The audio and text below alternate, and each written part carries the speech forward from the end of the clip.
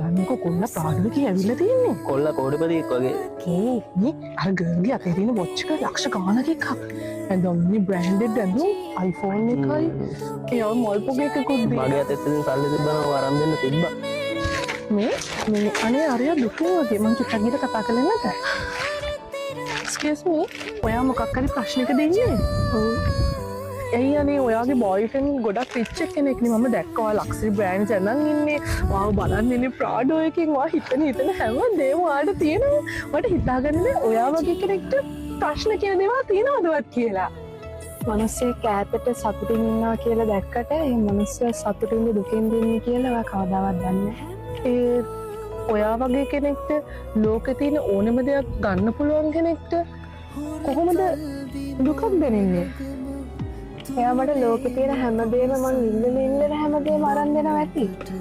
ඒත් එයා මට සල්ලි වලට ගන්න බැරි එක දෙයක් දුන්නා. ඒ මොකද්ද? අවංකභාවය.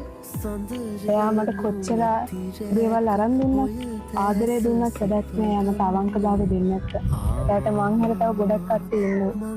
ඒකයි මං දුකින් අනේ මම ජීවිතේ ගොඩාක් වැරදියට තේරුම් ගන්න තිබ්බේ.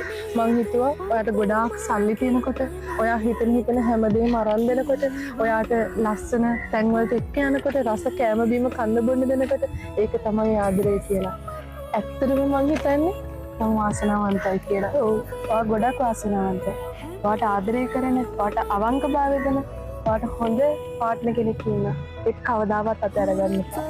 අනිවාර්යෙන්ම ලෝකෙ මොන දේ තිබ්බත් සල්ලි වලට ගන්න බැරි වටිනම දේ ඒක නේද ආදරය කරන කෙනෙක්ට. ඔව්. ඔයා කොහොම හරි හිත හදාගන්න.